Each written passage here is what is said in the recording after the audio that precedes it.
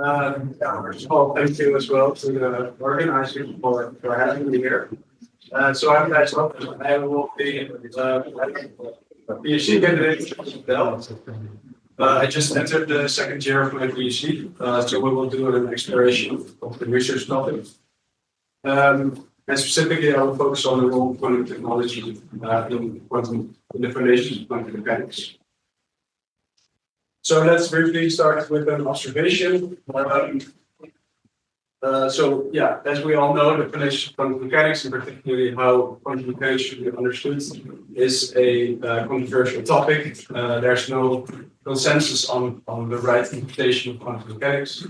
At the same time, engineers and physicists in practical settings, so in quantum technology, for example, are developing increasing control over quantum systems in the sense that quantum behavior can now be actively exploited.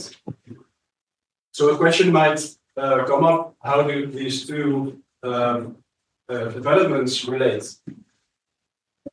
A common answer to that question would be to say that from the foundations knowledge flows towards the applications of this knowledge. So this is what is called in philosophy of science a linear view, where knowledge translates from scientific discovery into practical application.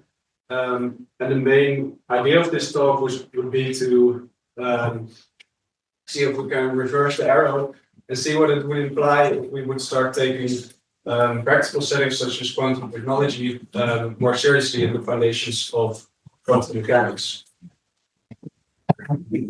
So in this talk, I'll first briefly address this linear model, some common philosophical assumptions and problems with it. I'll then move on to the main idea of the talk, which would be to analyze the role of quantum technology in the foundations. I'll present a couple of illustrations of these roles. Then I have a conclusion and some reflections on these findings. So, as I've said, the linear model. So let's basically first do some assess some philosophical assumptions. So in a linear model, which is appears to be widely present, at least implicitly, there's the idea that knowledge follows a sequential path from scientific discovery to application. As I've said, this is in the history of science quite widely present. For example, also in textbooks on the history of science, or there have been studies done that trace this view through various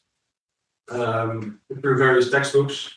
And then we can also see it, for example, in the distinction between pure and applied science, which is a distinction that already goes back many centuries, where we see that the pure is an area in which knowledge is created, and applied is following from that. So an underlying assumption here that is often made is a certain distinction between truth and use. Science is a generating activity that aims at truth finding or at understanding, and use is and technological activity is aimed at utilizing that knowledge. If we look at the history of, for example, quantum computing, there are some obvious arguments to make in favor of this position. For example, if we look at the graph, in this particular graph, we see a similar linear development from the theoretical foundations into the applications we see today. However, the philosophy of science has been increasingly skeptic or increasingly critical of this view. So there are various historical examples that suggest otherwise. So a famous example, probably the most famous one, is the steam engine and the development of thermodynamics, in the sense that there are various historical examples where fundamental understanding or our scientific theories did not predate the application, but iterative engineering practices actually preceded a more fundamental understanding of the physical processes. Outside of the historical examples or counter-examples, there are also is a range of philosophical arguments against this linear view. So this is just a small collection of them. There are actually many more. But for example, Nancy Cartwright showed that scientific laws cannot be straightforwardly applied. Moreover, it takes much more to engineer a technical artifact than what the scientific laws can give you. And engineering also generates knowledge, it is argued, so particularly of the type that, particularly knowledge that is that can be utilized to build technical artifacts. But that's still not in the realm of scientific discovery. So, but more recently, some philosophers have also pointed towards the role of technology in scientific knowledge creation. And for example, some argue that scientific research is also conducted in the context of technological application. Yeah, so these are some common arguments against the linear view, and basically this takes us to the current developments about quantum technology, where we see heavy investments into this technology, and we can. What I would like to pose is whether this technology can also play a meaningful role in our interpretations or in the foundations and interpretations of quantum mechanics. So to this end, today I'll present. What I want to present is what I've done is mapping some claims to the literature about the role of technology in foundations and interpretations. So I want to address one specific argument where we see a very clear role for technology in these fields. And what I will present instead is an overview of the different roles, or at least the different roles that are discussed in the literature. So if we look at those roles, I would say there are at least three of them. So quantum technology can enable things like tests and experimentation, but also it can enable theoretical reflection. I argue that, or we can see technology can influence debates in foundational settings, and it can also inform certain things such as the boundary or concepts and assumptions. So what I'll do is I'll go through. I won't go through all of them, but I'll go through a couple of these to highlight. So these are basically the illustrations of the roles, and I'll go through a couple of these in this talk. One thing I should mention is that these roles or illustrations are not meant as sort of mutually exclusive illustrations, or they're not. This is also not an exhaustive list. So if you have suggestions, they are very much welcome. I'm pretty sure there are more illustrations of these to find, and there are also potentially more roles to distinguish.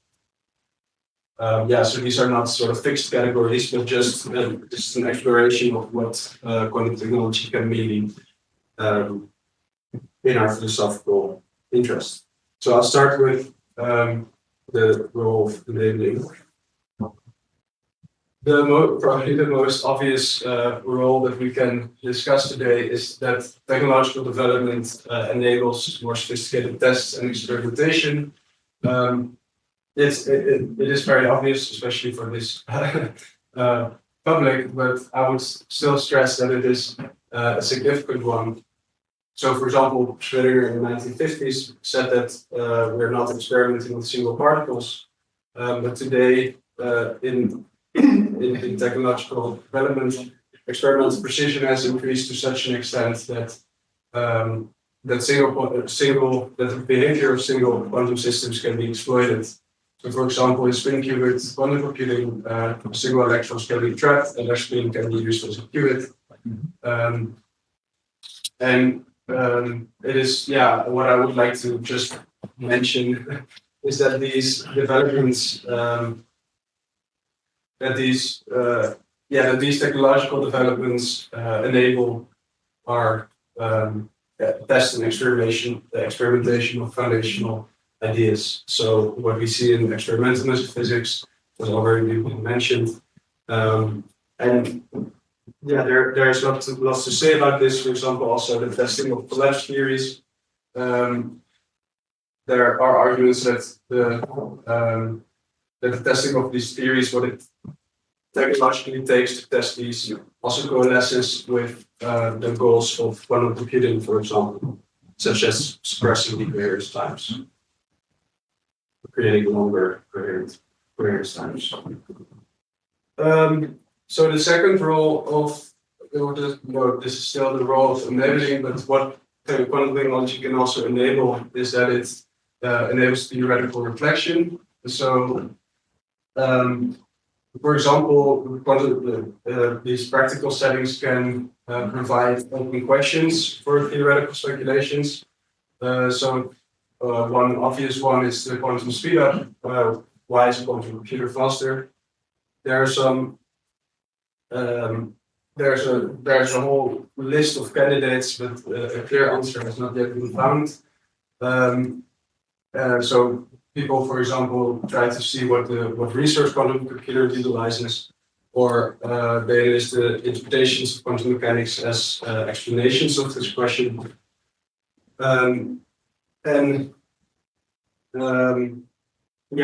the development of quantum computing highlights the sort of practical development then highlights these difficulties and introduces new perspectives to address these difficulties. So, for example, it shows our problems with actually answering what quantumness is. Moreover, I would argue it becomes then interesting what these questions explain, or what this application of these interpretations, for example, of these questions would entail for the explanatory power of such interpretations. So, for example, what if these explanations encounter problems? So, the many worlds explanation is a very many worlds interpretation, or the many worlds explanation of the quantum speedup is a famous one. But recently, for example, Michael argued that the preferred basis problem is arguably surmountable in a many worlds interpretation, but becomes especially problematic when the many worlds interpretation is applied to the quantum speedup. So, in this sense, it becomes relevant to start asking the question of what this implies for the explanatory power of the many worlds interpretation in relation to these practical questions, such as what the quantum speedup entails. So the second role is quantum technology can influence certain positions, for example, through practical utility. I keep this one rather short because I think it's rather straightforward, but there are some interesting things to think about. So, for example, Goyal mechanics has been mentioned as a very likely route to study nonlinear and non-unitary quantum evolutions. And in this sense, so applied Goyal mechanics can be utilized, and according to some, it might also result in a reduction of computational time and has other practical benefits. So in this sense, some people argue that the Bohmian theory will be influenced by its practical utility. There are also some attempts to formulate the utility of certain interpretations more actively towards to more actively inform interpretational debates. So, for example, there are some people argue we need to formulate conditions upon which the progress can be measured in interpretational debates, and these conditions can be formulated, at least in part, in their applicability in practical settings. So let's continue to the third role of quantum technology. This is one example that has been very often mentioned, is that quantum technology can inform the boundary of quantum mechanics, or the limit to what quantum descriptions can be accurate. So we know, for example, that there's experimental control on increasingly larger scales, and at the same time, quantum experiments are being conducted on increasingly larger systems. For example, interference is recorded in molecules with up to 2,000 atoms. So the argument can be made that the technological development aids sort of this address of the limit to which quantum descriptions can be accurately given.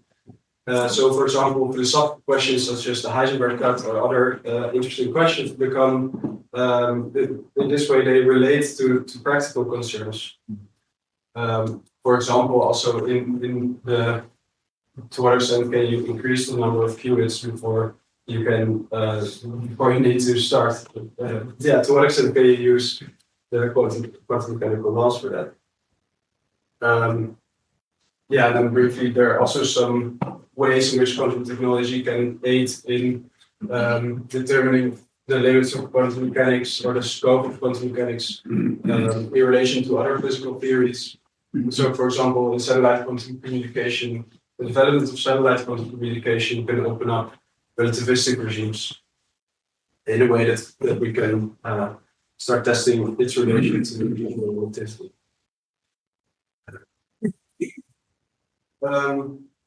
And then another illustration of the role of informing, that quantum technology can inform foundational debates, is by informing concepts. So this is quite regularly mentioned. There are various concepts that are mentioned. For example, decoherence, measurement, and entanglement.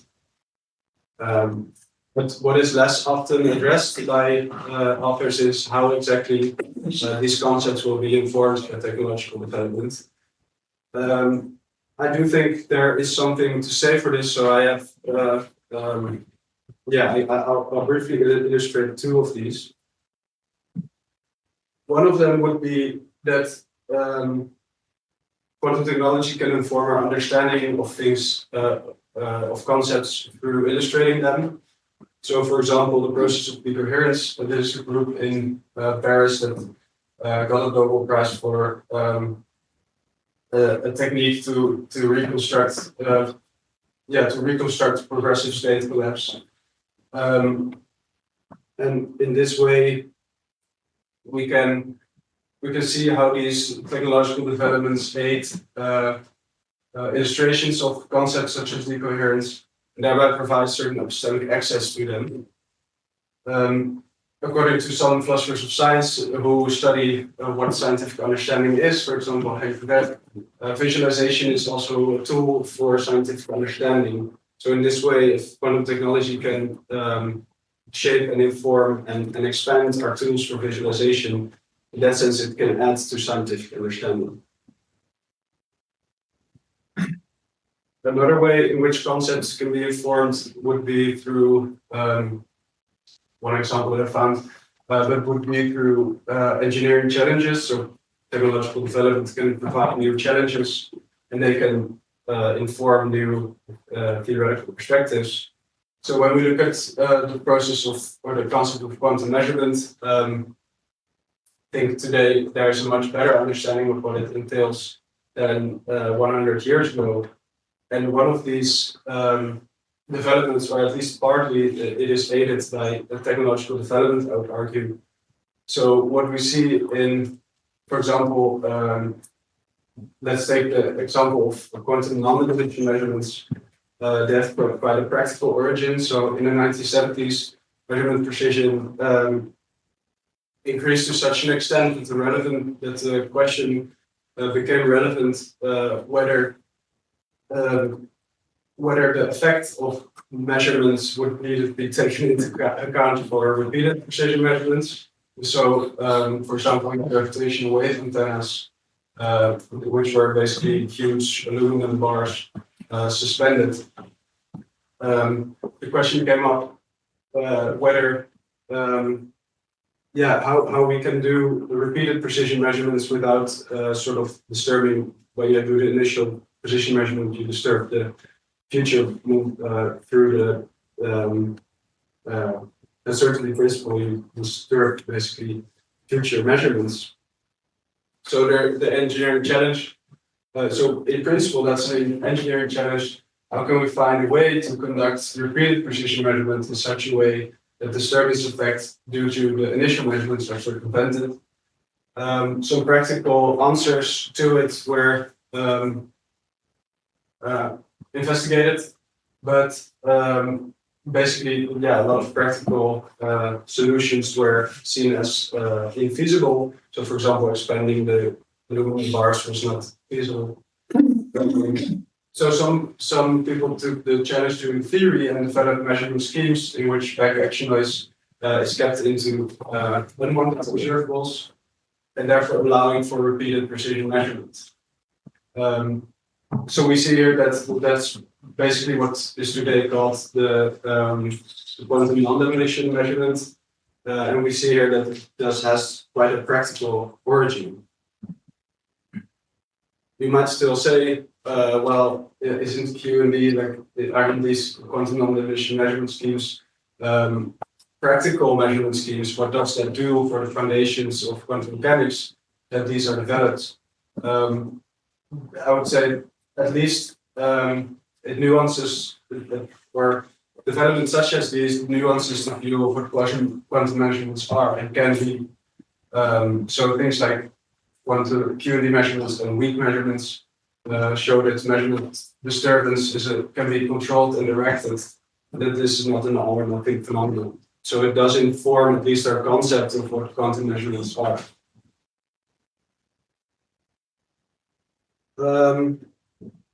So in conclusion, I would say that this linear model that I've presented to you in the beginning, where knowledge flows from pure science to applied technology, appears to be at least oversimplified.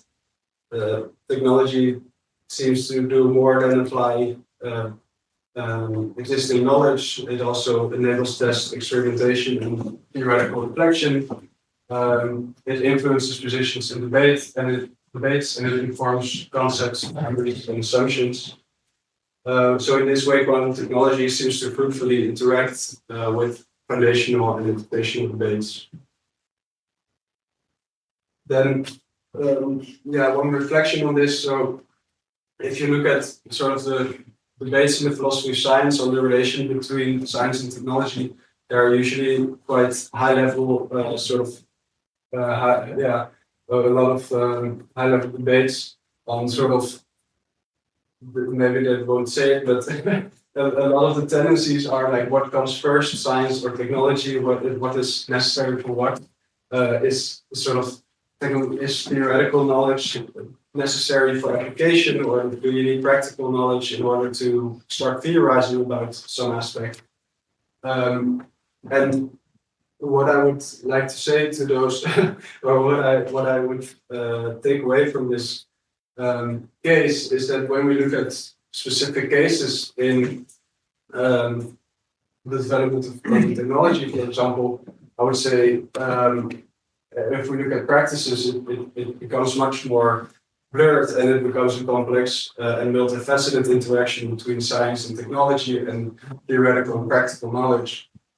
So, for example, I found this case of Mario Kren, a physicist who wanted to investigate high-dimensional multi-parsec entangled photons, and he was searching for a certain experimental approach to start experimenting on them, but didn't find any. So he used an algorithm which provided a novel answer in a matter of hours.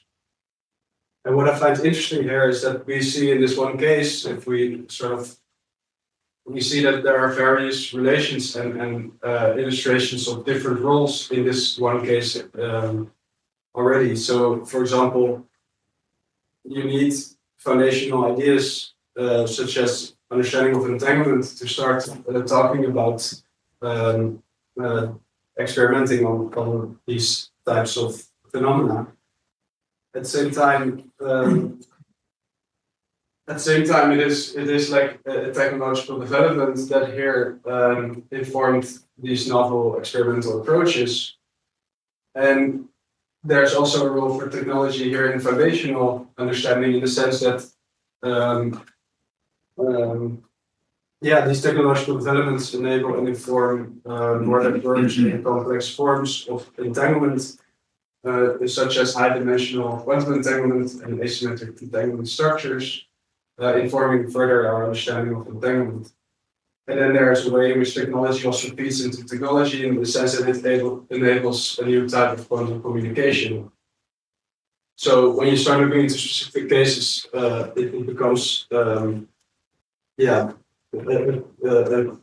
complex and multifaceted interaction. So this is my last slide. Some problems and points of interest. One thing I was wondering during this whole process is that, so for me, or what I take away from this is that there is a clear role for quantum technology in the foundations, but is that a sort of reactive role? Is it is quantum technology sort of aiding the understanding of existing questions and concepts, or can it offer genuinely novel perspectives? I would be curious to hear your thoughts about that.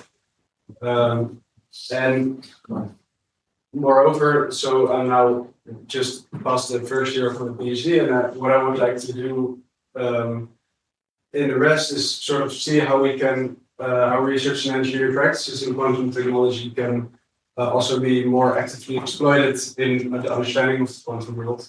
So, as I'm sure you all know, there's huge investments into quantum technology at the moment. So, my VC is part of a consortium that is 615 million or something just in the Netherlands. And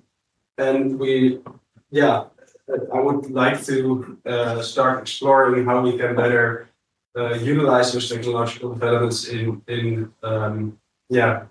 improving our understanding of the quantum world, or at least in these debates. And that's what I have for you.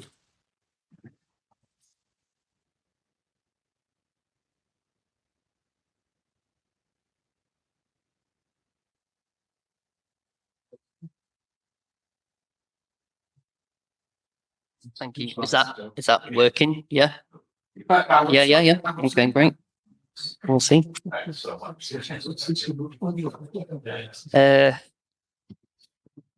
Thank you so much, Thijs. That was really, really interesting and really clear. Thank you.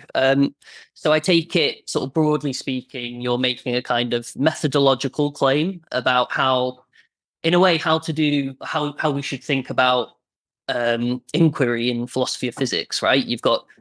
There's this distinction between knowledge and use, and you sort of seem to be respecting that distinction, but arguing that the direction of the arrow of insight goes both ways, I suppose, right? And I'm wondering how attracted you might be to a view that maybe is a bit more of a sort of hardline methodological sort of pragmatism, according to which there sort of is no distinction between knowledge and use in that sense, right? Just for something to count as knowledge just is for it to be practically useful or something like that. So is that a view that appeals to you? If so, why? If not, why not? I suppose. That's a good question. I have a colleague with whom I'll discuss that particular question quite often. I don't know whether, so I'm not making a claim here. So basically, that use distinction, it's a common distinction that is made to sort of describe the different aims of science and technology. So where science aims at understanding, technology aims at use. So that's sort of the primary goals. And so there are some people in the philosophy of science who argue, who take, well, not these examples, but like other examples in the history of science to say that this distinction should be get rid of, basically. But yeah, I don't think it's necessary to make that practical distinction before it can already be interesting to start developing what these technological settings can mean for further philosophical understanding of the world. Yeah, let's discuss that. I would like to discuss the whole pragmatist question, but yeah, let's discuss it further.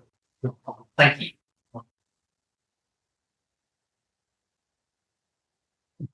Oh, you well quit. Yes, thank you for the link.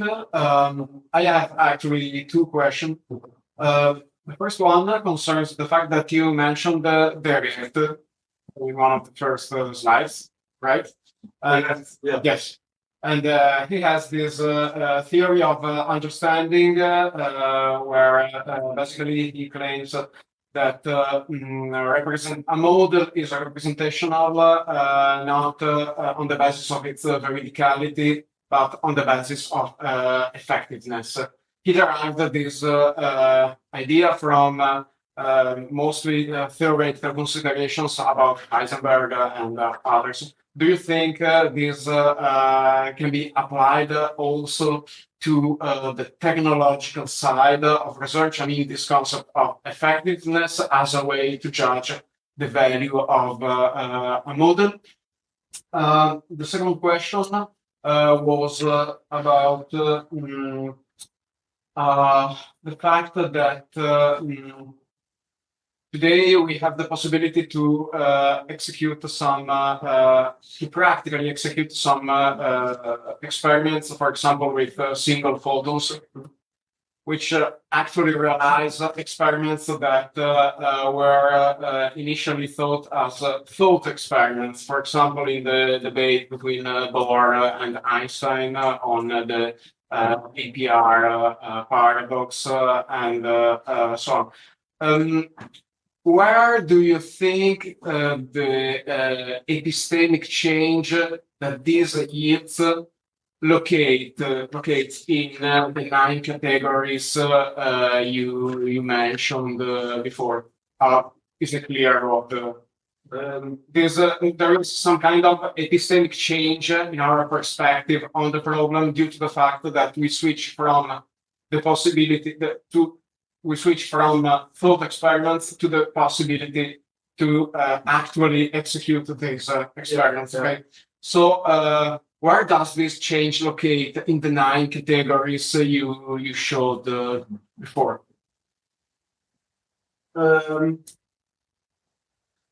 Yeah, so these 9 things are not so these 9 pathways, I suppose you could say, are more ways in which these roles come to fruition or where you can see it. So I formulated here as illustrations.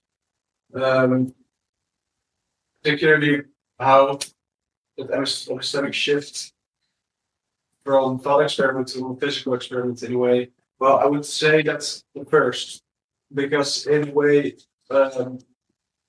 it's at least partially due to technological development that allows us to then experiment with single quantum systems rather than that it would just be thought experiments.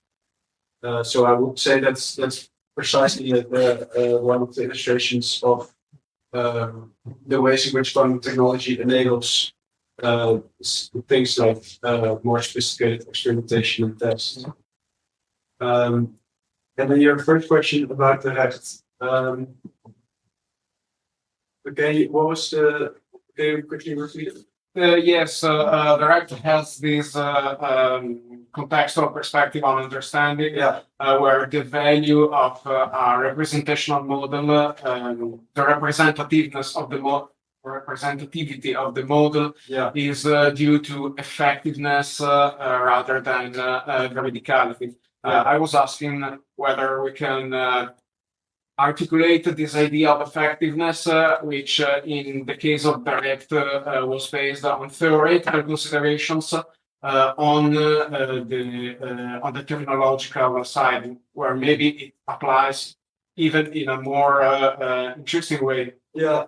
Yeah, so I've looked into the rest also because the role of use is important in his theoretical or in his understanding of scientific understanding.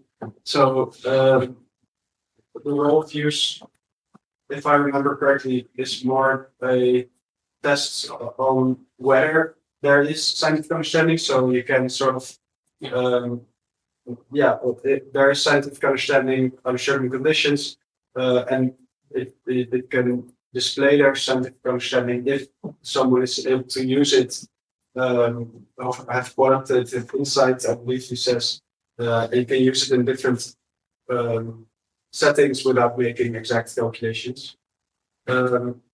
So, yeah, exactly how that relates. I'm not completely sure how that relates to your question. Yeah, so the use. Well, maybe we can think that developing more technologies based on the underlying theory can be seen as a way to test this kind of effectiveness he talks about. Can we say something like that, maybe?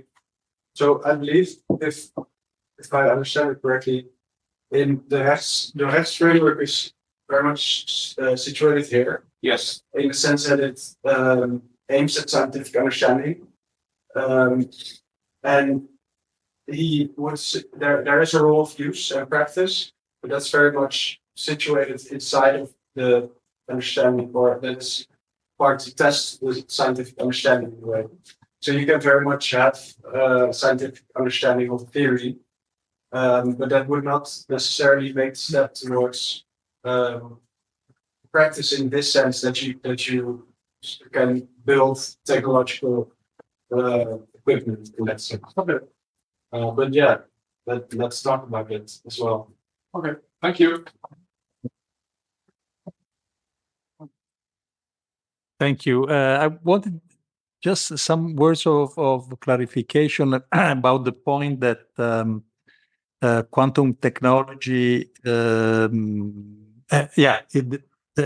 is may test collapse theories. Oh yeah.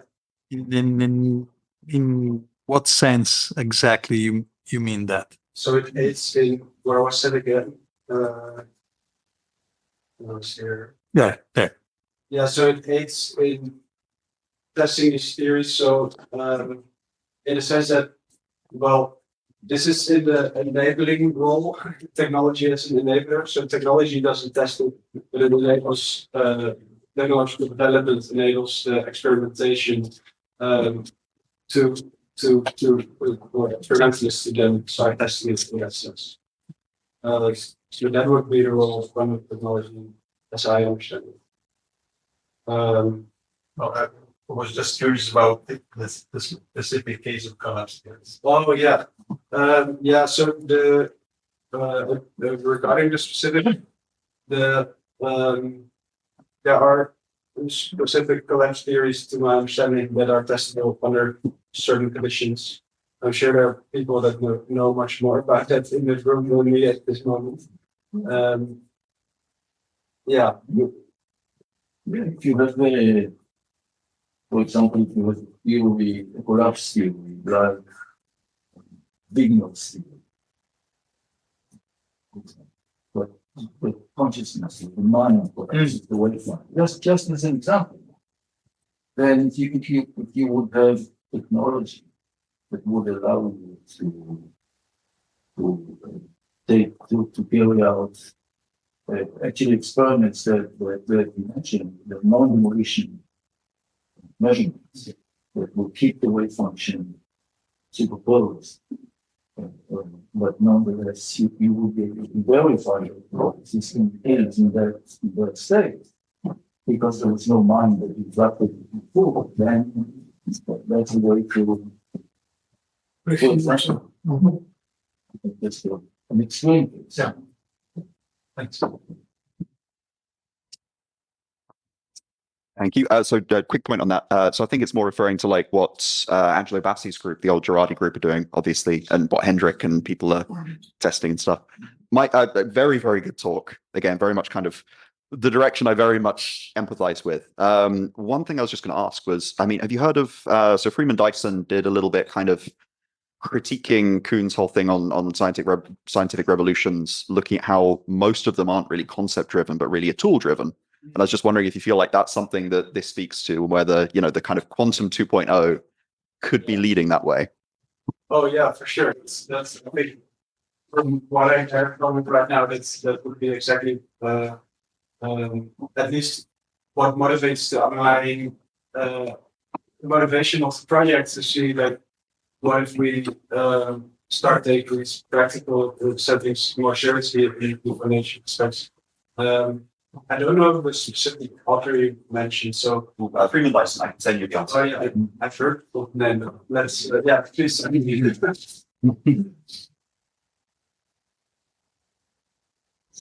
Thank you for your talk. It's a bit tangential, but do you think that the current revolution in artificial intelligence can be understood similarly as the thermodynamic revolution, let's say, from the 19th century you mentioned, where the technology is much further advanced than the theory or than our understanding of it?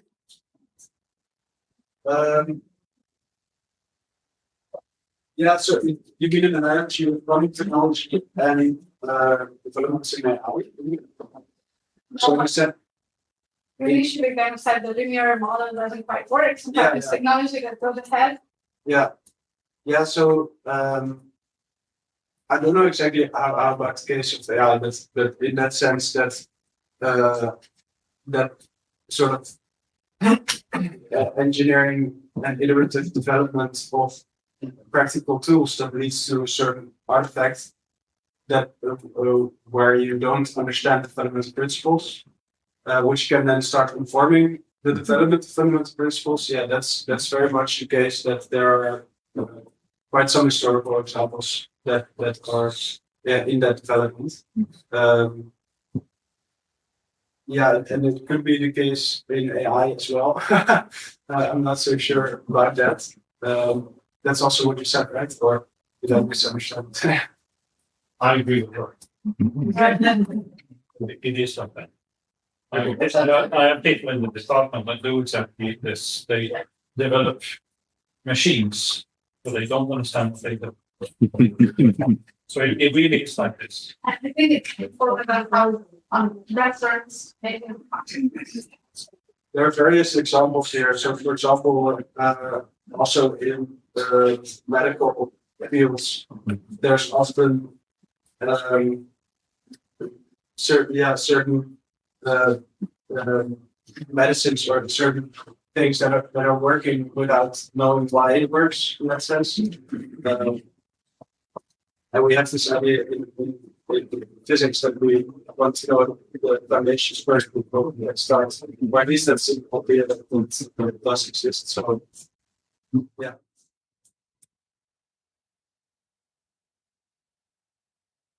Thank you. Yes, thanks for the talk. I'm on your same page, I think, but I wanted to know whether you think there is some analogy here between pure and applied mathematics, whether you have the same symmetric relationship, because it's hard to think of any branch of pure mathematics that eventually doesn't get applied.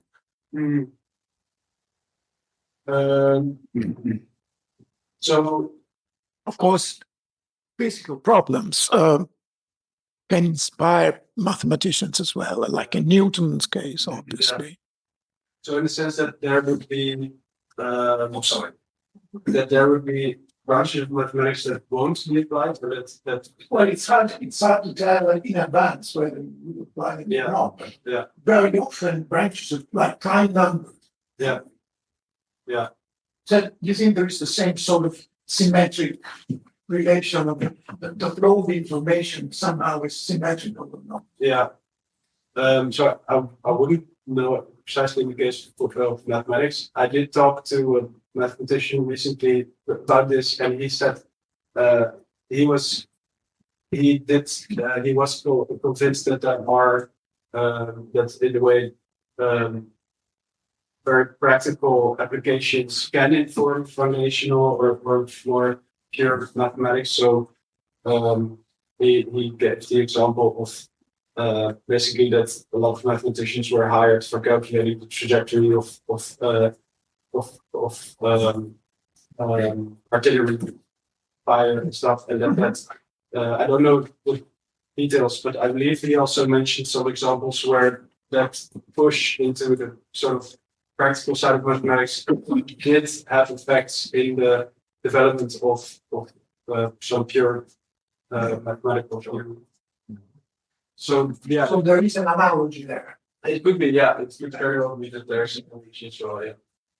Especially for the basis in the philosophy of science that are about this sort of pure versus applied, they tend to be sort of high level in the sense that they at least make the claim that they will be applicable to various cases and not just physics, for example.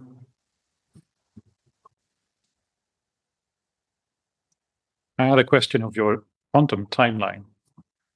Have you thought of using Planck himself as an example of the nonlinear development? Sorry? The connection between Planck's blackbody and the new development of electric incandescent light,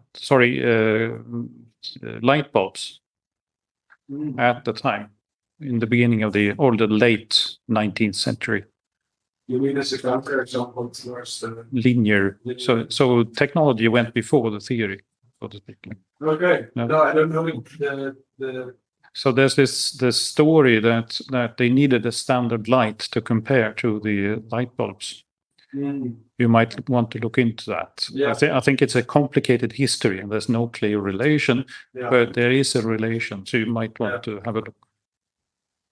Yeah, that's what I'll notice.